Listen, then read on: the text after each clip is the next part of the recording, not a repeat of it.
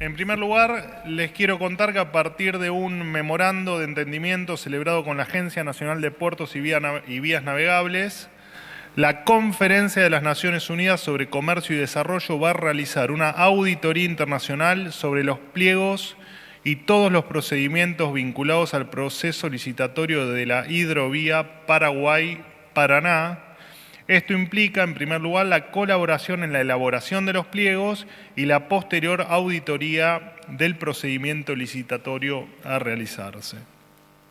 Además, se va a implementar una auditoría de defensa de la competencia para que las decisiones se tomen en un entorno de competencia leal y, por supuesto, sin privilegios. La hidrovía Paraguay-Paraná es una de las reservas hídricas más importantes del mundo. Es también la ruta fluvial por la que se traslada cerca del 80% de la exportación de bienes del país. Por esta razón es necesario que quien lo opere tenga la suficiente capacidad para hacerlo de acuerdo con los más altos estándares internacionales y desde ya el mejor precio.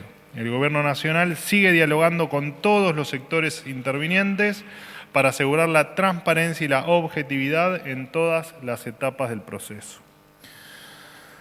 Por otro lado, quería contarles que en el marco del proceso de transformación del Estado que estamos impulsando con la Ley Bases, se va a disponer del cierre, la centralización y la fusión de distintos organismos dependientes de la Secretaría de Cultura.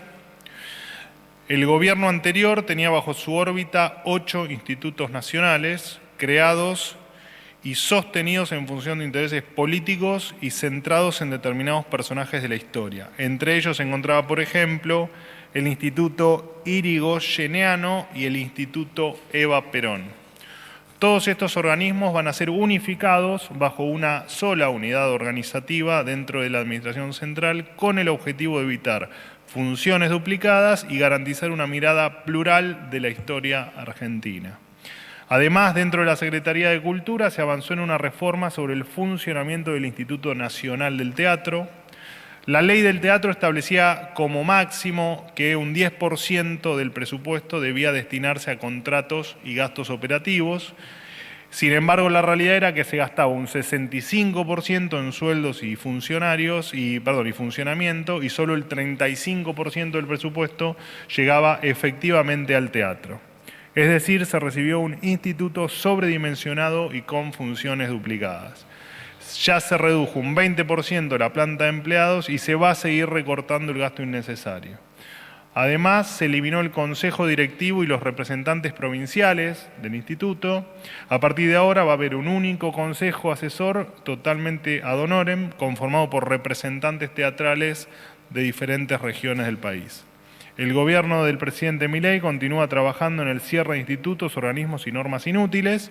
Desde que asumió esta administración ya se eliminaron 200 áreas, 10 ministerios y, como ustedes ya saben, se dieron de baja cerca de 45.000 contratos.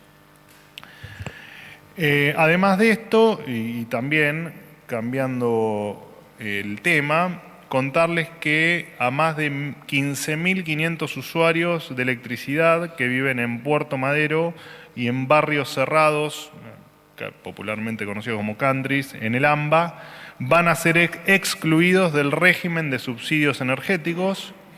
El 44% se había categorizado como de ingresos bajos y el 56% se consideraba de ingresos medios. Por supuesto que a pesar de haberse inscrito como tales, gozaban de privilegios tales como piletas climatizadas y sus consumos mensuales se equiparaban con los de una pyme promedio en la República Argentina. Por supuesto, iniciamos el proceso de recategorización automática. Esta medida implica un ahorro de más de 3.000 millones de pesos al año, hecho que contribuye a consolidar aún más el orden fiscal. Además, es un paso importante para sanear un esquema tarifario devastado por el despilfarro de 150.000 millones de dólares en subsidios que se han otorgado durante los últimos 20 años. Que quede claro, la energía cuesta y quien pueda pagarla debe hacerla, y esto incluye a los 15.500 usuarios que les acabo de mencionar. Cabe destacar que esta medida representa el fin de los privilegios que algunos políticos gozaban por el solo hecho de vivir en Puerto Madero o barrios privados, ya sean dueños de la propiedad o vivan de prestado, como le pasaba a algún que otro político en la Argentina. Sigo cambiando nuevamente de tema. El Ministerio de Justicia definió que la Secretaría de Derechos Humanos será convertido en Subsecretaría de Derechos Humanos. De esta manera se va a recortar el 40% de la estructura y el 30% del personal, lo que implica un ahorro de 9.000 millones de pesos anuales. Esto es una consecuencia de que la cartera de derechos humanos ahora sí se va a encargar de garantizar todos los derechos humanos y no de defender un sector ideológico partidario. Por último, comentarles que gracias al enorme trabajo de la ministra Bullrich, en 2024 la Argentina alcanzó la tasa de homicidios más baja de su historia y la más baja de toda Sudamérica, 3,8 homicidios por cada 100.000 habitantes. Además, en este 2025 la tendencia también se mantiene a la baja. Durante el primer trimestre del año los homicidios se redujeron un 9,6% en todo el país en comparación con el mismo periodo del año pasado. Además, bueno, el Plan Bandera, con el Plan Bandera en el 2024 se redujeron un 65% los homicidios en Rosario y un 75% en las zonas de despliegue de las fuerzas federales. También se redujeron 14,3% los homicidios de mujeres, un 35% los delitos de trata y un 12,8% las violaciones. Durante el gobierno anterior, les recuerdo, existía el, por desgracia, famoso Ministerio de la Mujer, que le costó a los argentinos cerca de 850.000 millones de pesos, con la paradoja que entre 2020 y 2023, que fue cuando este ministerio estaba en funciones, los delitos sexuales no dejaron de aumentar. La Argentina del garantismo, la que liberaba presos mientras los ciudadanos de bien estaban encerrados, ha quedado en el pasado. También quedó en el pasado la Argentina que criminalizaba el accionar de los policías y absolvía a los delincuentes. En esta nueva Argentina, donde no da lo mismo hacer las cosas bien que hacerlas mal, los policías son héroes y el que las hace las paga. Por último, y en virtud de que me acaba de llegar la noticia, les voy a hacer escuchar un audio de una radio de hace escasos, creo que minutos. Espero que se escuche. Perfecto. Manuel Adorni no va a ocupar su lugar en la legislatura. ¿Vieron? Que lo anticipamos acá. ¿Vieron? Ya lo dijiste, una testimonial. Que lo adelantamos acá en este programa. Bueno, pero lo confirma. Sí, mamita, vamos. Sí. Último momento. Muy bien. Bueno, esto fue en una radio de las más escuchadas del país. Creo que vos fuiste, Nicolich, el que dio la noticia. Claramente la noticia es una fake. Más allá de que falta mucho tiempo para el 10 de diciembre, estoy cansado de repetir que efectivamente el 9 de diciembre renuncio. Así que les pido por favor que las fake news con respecto a eso, repito, más allá de que es un camino largo de acá al 10 de diciembre, que por favor ya lo he aclarado en innumerable cantidad de oportunidades, el 9 de diciembre voy a presentar mi renuncia y esa es la decisión que he tomado. Pero bueno, parece que no se entiende. Bueno, ahora sí, soy todo oídos. Perdón, pero me estoy quedando sin voz. ¿Qué tal, Manuel? Buen día. Hernán Mundo de Radio Nacional. Hay un paro general en la provincia de Tierra del Fuego. Hay fábricas, hay plantas que están tomadas y con medidas de fuerza por tiempo indeterminado. Esto en rechazo a la decisión del gobierno de lo que respecta a quita de aranceles para la importación, de celulares y también de otros productos. La pregunta tiene que ver con si el gobierno tiene en mente ir más allá y avanzar respecto del régimen de promoción industrial en la provincia, cuál es la intención de aquí en adelante. Y por otro lado, si hay algún canal de diálogo abierto o está definitivamente rota la comunicación con el gobernador Melella quien dijo, entre otras cosas, bueno, él convoca mañana jueves 22, dice a los trabajadores del sector industrial, a los empresarios de Tierra del Fuego, para garantizar los puestos de trabajo y proteger a nuestra industria. Esto dice el gobernador de Tierra del Fuego. Y dice además, no vamos a quedarnos de brazos cruzados ante medidas que ponen en riesgo la producción y la dignidad de nuestra gente. ¿Hay comunicación o se va hacia un conflicto sin retorno con la provincia de Tierra del Fuego? Gracias. No, entendemos. A ver, el diálogo no se corta, nunca se corta el diálogo, menos con autoridades que sean provinciales, digamos. No, esto nunca ocurre, nunca ha ocurrido y nunca va a ocurrir. Por supuesto que la decisión queda tal, si esa es la duda, digamos, queda tal cual se anunció. Nosotros entendemos que creo que lo expliqué acá, si mal no recuerdo, la semana pasada. Ahora me confundo si fue acá o en alguna nota periodística, pero nosotros entendemos que la baja de aranceles, la baja de impuestos, es simplemente más dinero en el bolsillo de los contribuyentes y que los esquemas donde se sostienen determinados esquemas laborales o determinada producción a base de impuestos que pagan otros argentinos es un esquema que de mínima resulta injusto, ¿no? Que tu producto tenga que salir más caro para sostener una fuente de trabajo en sectores donde muchas veces tienen incluso riquezas naturales, como pasa en este caso, o posibilidad, no sé, de explotar otras fuentes de ingresos, como bien puede ser el turismo.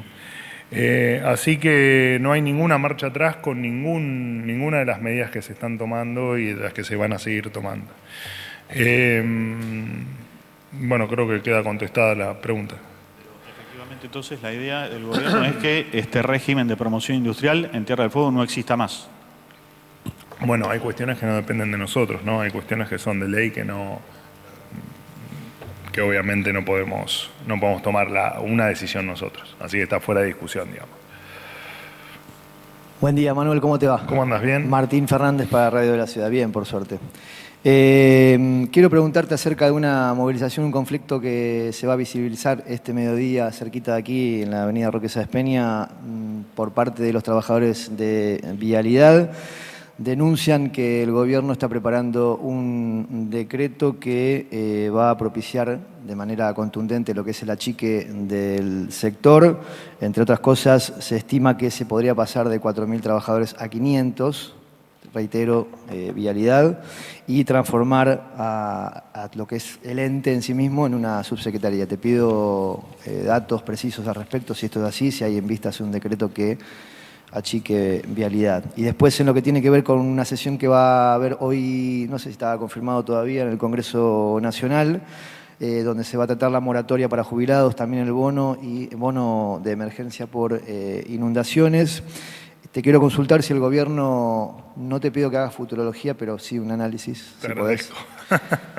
podés. Si va a vetar cualquier iniciativa que se proponga en este sentido. Y en el mismo sentido, valga la redundancia, ¿qué propone el gobierno para la mejora de los jubilados, teniendo en cuenta, entre otras cosas, el marco inflacionario que tenemos? Bueno, arranco por la última pregunta, que es tal vez la más extensa de responder.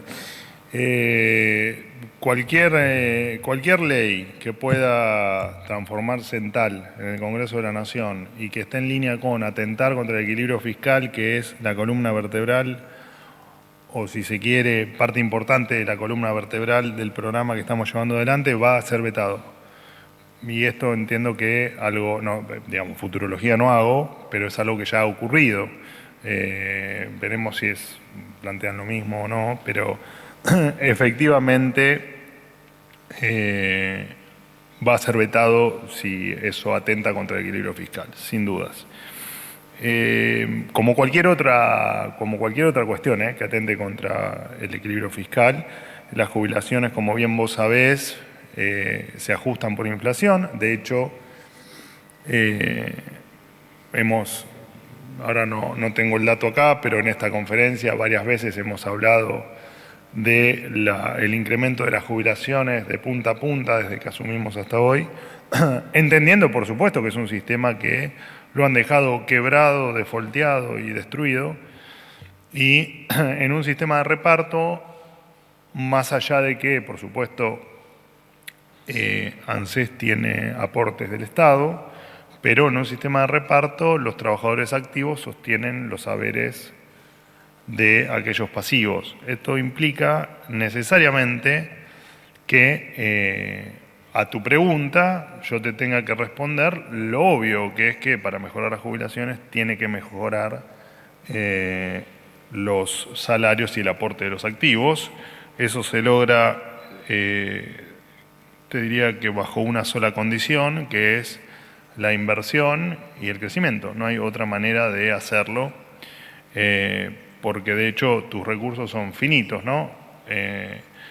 Y más allá de que aclaro una obviedad, hay algo que los argentinos no hemos tenido en cuenta por culpa de la política, no por culpa de nosotros, de los ciudadanos de a pie, pero la política nos ha convencido de que la restricción presupuestaria es inexistente, que no existe, y por supuesto es ir en contra, eso fue ir en contra de creer eso, nos hizo ir en contra de la ley de gravedad. Como la restricción presupuestaria naturalmente existe, y como nosotros la entendemos, la comprendemos y la respetamos, de ahí nuestro equilibrio fiscal como Biblia, es que efectivamente la forma de que con el tiempo el sistema jubilatorio pague mejores haberes es indefectiblemente con activos mejor remunerados, con una economía donde las empresas sigan invirtiendo y donde esto genere un círculo virtuoso que genere crecimiento y que genere, por supuesto, como te decía, mayor inversión, mayores salarios, ¿no? No hay realismo mágico, digamos. El pensar que uno por decreto o por sentarse en una banca puede mágicamente mejorar el salario de los pasivos es simplemente por dos cosas, o por una ignorancia infinita o por malicia. Así que en tal caso, bueno, habría que ver si quienes votan por esto es por malicia o es por ignorancia. No hay un gris ahí. Porque si no, imagínate que si la restricción presupuestaria no existiese, bueno, en definitiva tenían razón los comunistas, ¿no? Que decían que había que poner un salario mínimo de 2 millones de pesos, porque si no hay restricción presupuestaria, precisamente ese hubiese sido el camino correcto. El tema es que, efectivamente, yo dije que el comunista no tenía idoneidad para ocupar un cargo público precisamente porque existe la restricción presupuestaria y la ley de gravedad también existe. Así que no hay, por desgracia, por supuesto, porque entendemos de las necesidades y de lo maltrecho y de lo devastado del sistema y de lo que han hecho con los jubilados en los últimos 20, 30 o 40 años, que entendemos que la solución no es mágica, sino que es una solución de la economía real, digamos. Y con respecto a tu primera pregunta, por supuesto que está en permanente evaluación, pero es falso que haya una determinación o una decisión tomada con respecto al cierre o no sé qué definición usaste, a la fusión o al achicamiento. Todavía no hay ninguna definición. Perdón por lo extenso, pero me parece que ameritaba. ¿Qué tal, Manuel? Juan Manuel Peralta para FM Concierto, El Litoral y la multiplataforma Fénix. Bueno, ya adelantaste que vas a asumir y quería saber básicamente, bueno, qué lectura haces de tu performance en estas elecciones, pero del gobierno, obviamente, en general, en la Ciudad Autónoma de Buenos Aires. ¿Qué opinás del ausentismo que hubo? Si eso les da representatividad. Y por último, dentro de la misma línea, si la tabula rasa que propusiste tiene algún condicionamiento. ¿Sí qué? Perdón, no te escuché. La tabula rasa que prometiste, sí, ¿tiene algún condicionamiento para aquellos que se quieran sumar, digo, la Libertad Avanza al Gobierno Nacional? Bueno, me estás haciendo muchas preguntas partidarias. No, pero más allá de la cantidad, que sabes que te las respondo con alegría, pero hay temas muy partidarios que tal vez no son compatibles con el tiempo de la conferencia en este ámbito. Como ya pasó y ya se terminaron las denuncias que me hacían por utilización de este atril en virtud de la campaña,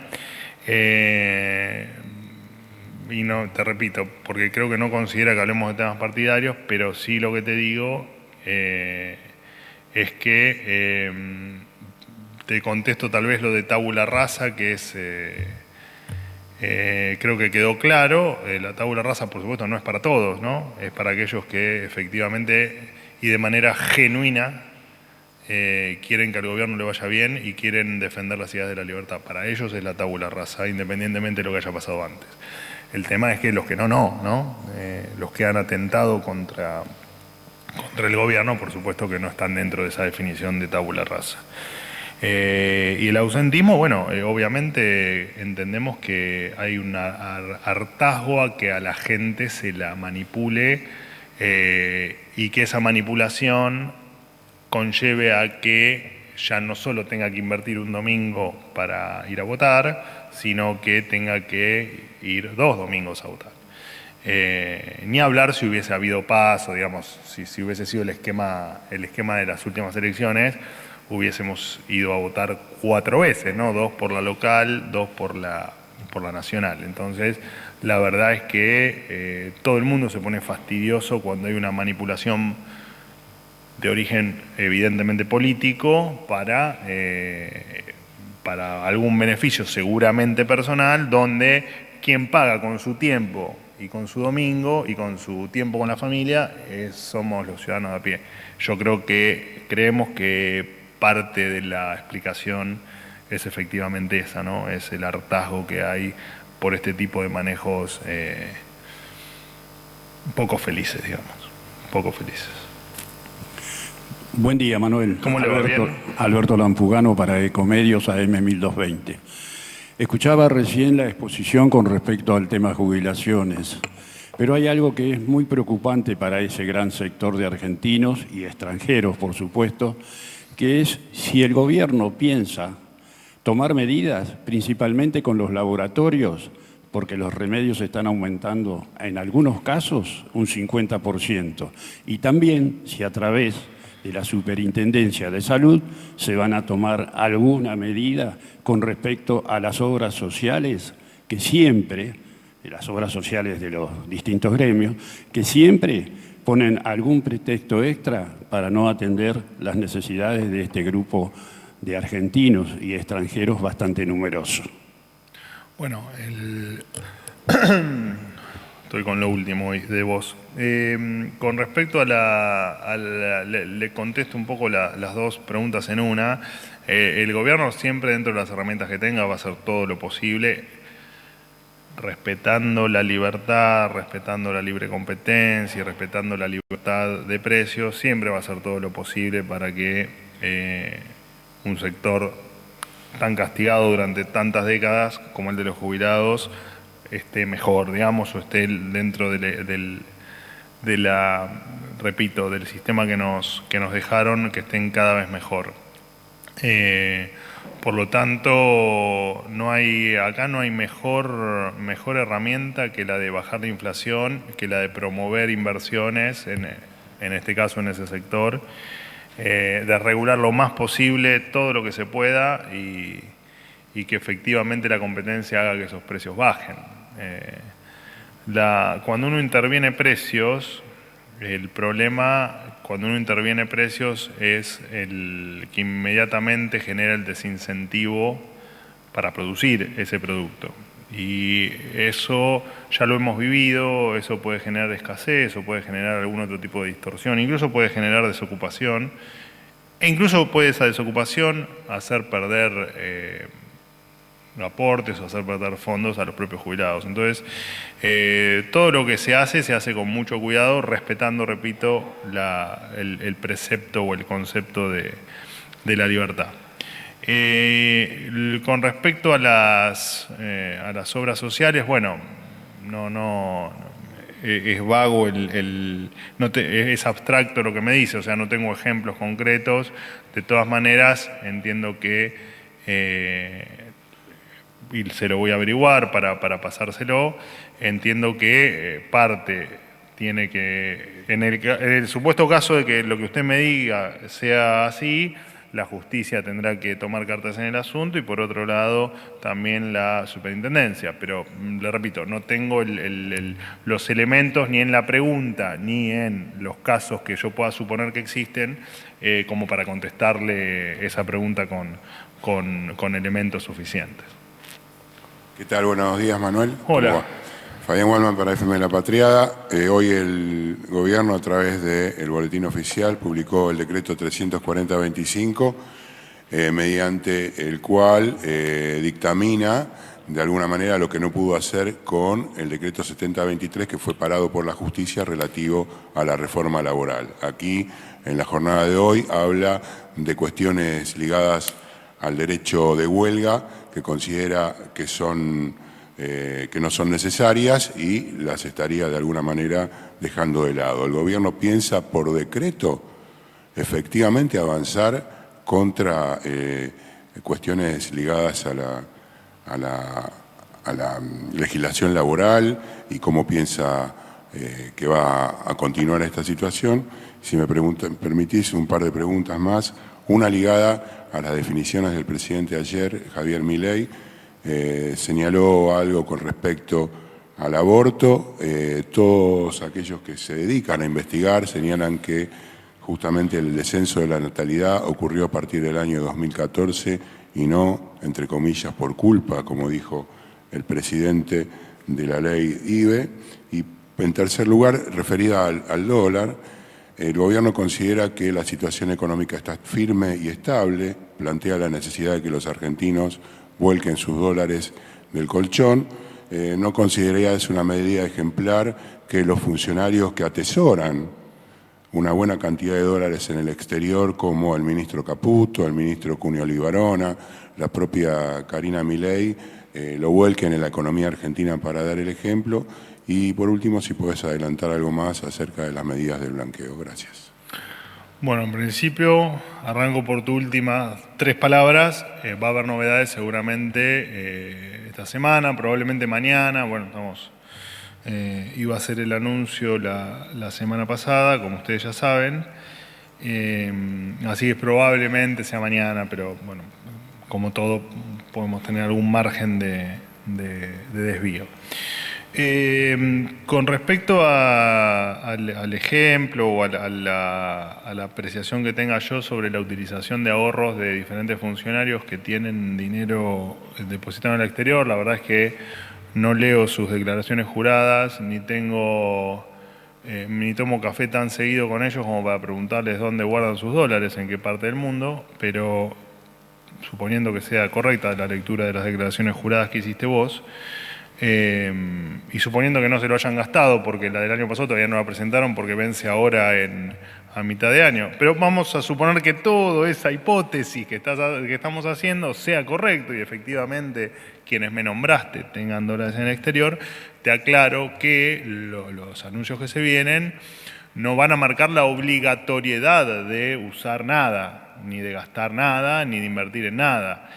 ¿Por qué? Porque nosotros promovemos la libertad y sería lógico que, por ejemplo, el ministro Caputo, si tiene, vamos a suponer, $2.000 en una cuenta de Japón, por ejemplo, pueda dejarlos en Japón, porque tal vez a él le gusta tener su dinero en Japón. Entonces no tengo por qué decirle al ministro Caputo que quite su dinero de Japón y lo traiga a la República Argentina, porque es un hombre libre como todos los argentinos de bien.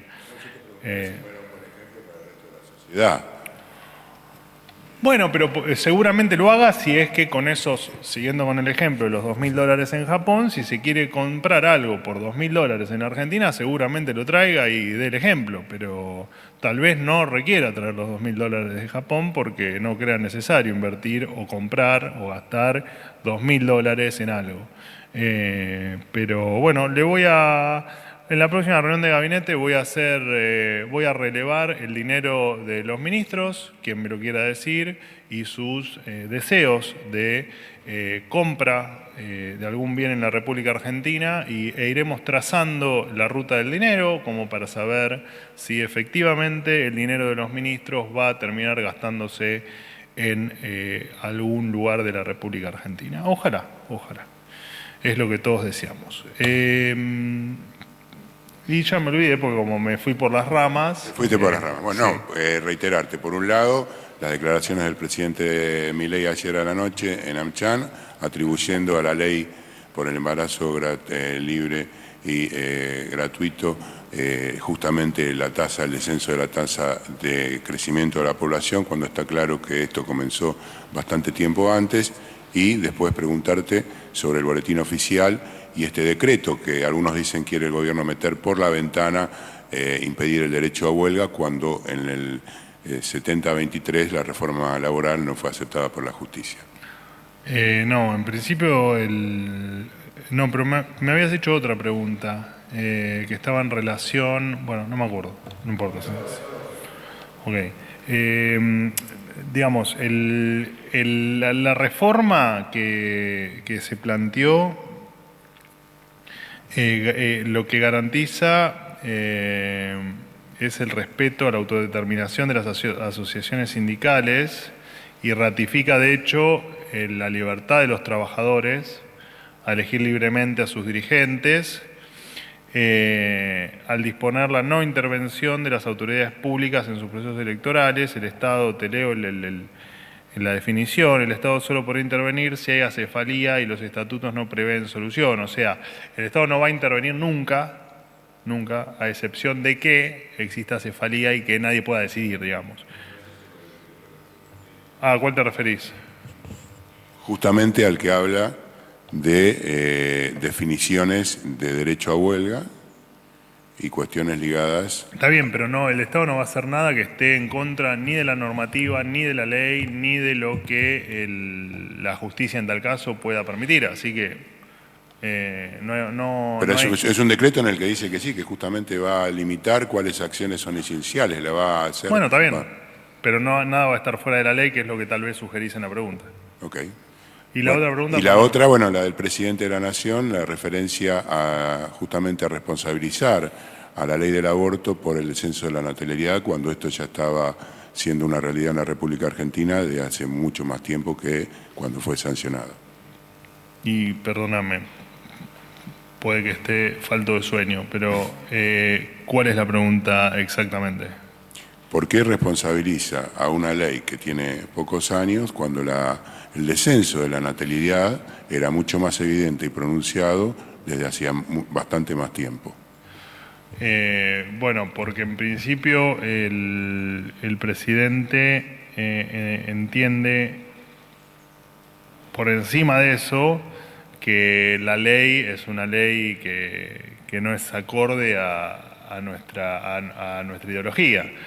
No creo que tenga más explicación que eso. Está bien, eso es lo que considera el presidente, pero no es la culpable del descenso de la mortalidad. Y en función de esto que vos estás diciendo, ¿piensan ir contra la ley contra el aborto? No está en agenda, no. Última pregunta. Buenos días para EDATV y La Derecha Diario. Bueno, en primer lugar, felicidades por sus resultados. Y me gustaría preguntarle un par de preguntas. La semana pasada, precisamente para que no le tildasen de electoralista, canceló un anuncio de una bajada fiscal para personas físicas, para particulares. En realidad lo que le llaman el anuncio de los dólares, que es el que me preguntaba Fabián, que sí, efectivamente sí. Se anunció, o sea, no hay ninguna medida prevista en las próximas semanas, los próximos meses para más bajadas fiscales. Entiendo que ¿cuándo se va a hacer? Probablemente mañana. Mañana. Probablemente mañana, sí. Vale, lo digo porque hay muchos, incluidos españoles, que están muy probablemente pendientes. Mañana.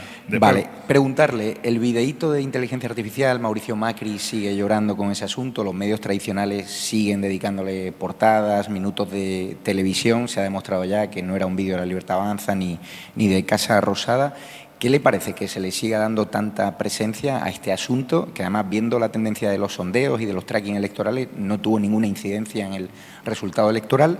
Y si crees que refleja también la desconexión que tienen los medios tradicionales sobre los temas que realmente importan a la gente. Estamos leyendo en redes sociales escándalos de corrupción de gente vinculada a gobernadores kirchneristas, que tal vez silencian los medios con la pauta, tal vez no, es así. Y si cree que esa influencia de los medios tradicionales en estas elecciones ha demostrado que ya en Argentina pesan bastante poco. Bueno, es medio complejo lo que me preguntaste porque es difícil tener la respuesta correcta o correcta en un 100%. Con respecto al video, que se sigue hablando del video, a mí me lo preguntaron el mismo domingo cuando me fui a votarme. Y lo cierto es que primero que era claro que el video era una fake news o era un video con inteligencia artificial.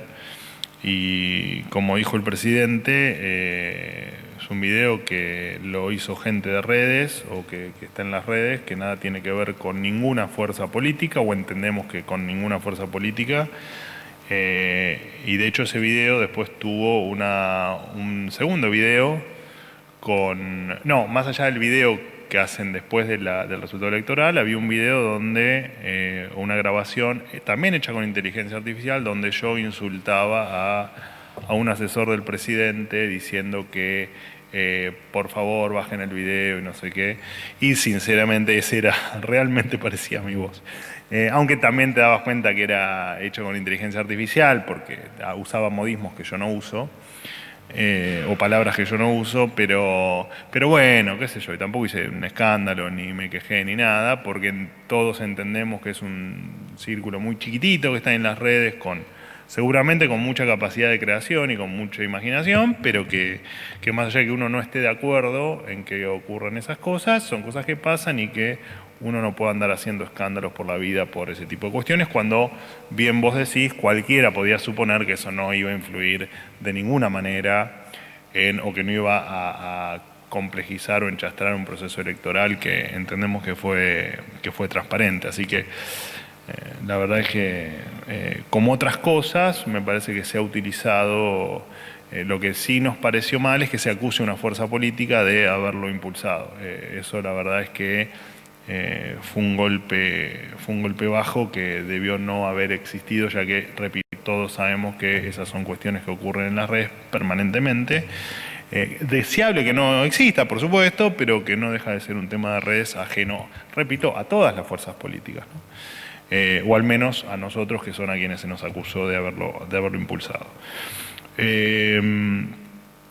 La pregunta difícil que me hiciste es si el medio tradicional dejó de tener influencia.